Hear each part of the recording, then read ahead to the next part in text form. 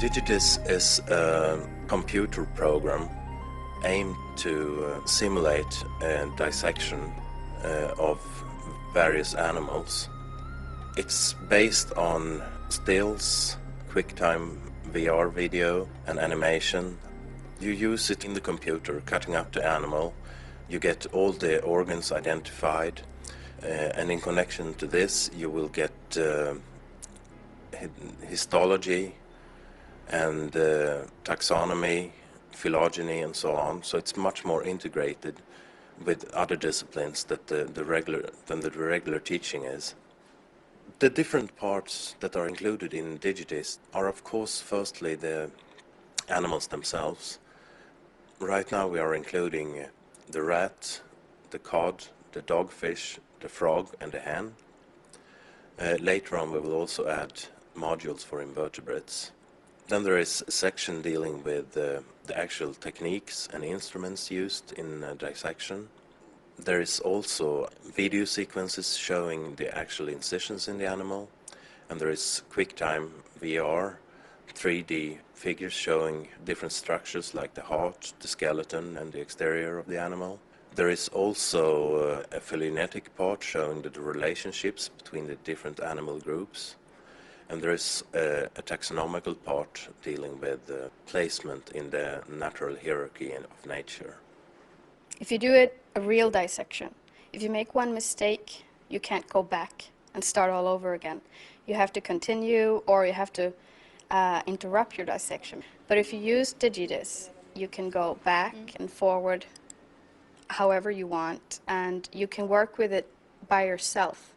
I think it's very good.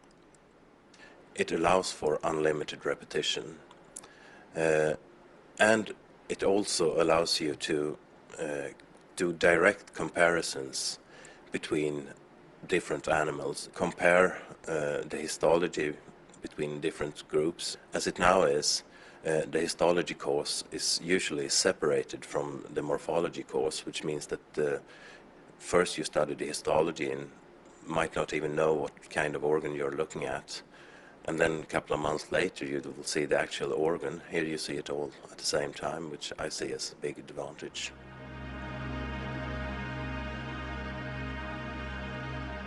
Within biological science education, there are several species of vertebrate that are used regularly for teaching anatomy and physiology. At the University of Portsmouth in England, media producers and biology teachers have combined their skills and resources to produce video film of professionally performed dissections. These vertebrate dissection guides feature the dogfish, the frog, the pigeon and the rat. Each 50-minute video from the series investigates one of these species. The videos use high-resolution photography, color overlays, and 3D animated graphics to teach the anatomy and evolutionary significance of the vertebrate under study. The videos begin with the external features of the animal. To progress onto the internal structures, the animal is first prepared for dissection. The student is then guided through the different stages of the practical by a narrator. For each species, there is a detailed investigation of the digestive, urinogenital, circulatory and other systems.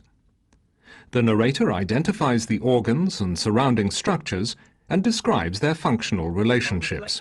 The two lobes of the liver anteriorly, the kidneys and testes become apparent, lying below the dark red spleen and the cut end of the stomach, where the alimentary... The motivation behind the production of the vertebrate dissection guides was to improve the student understanding of comparative anatomy. Teachers have found that this video resource can often provide more information than the dissection itself. It also offers students the freedom of choice over their preferred learning style, creating a better learning environment.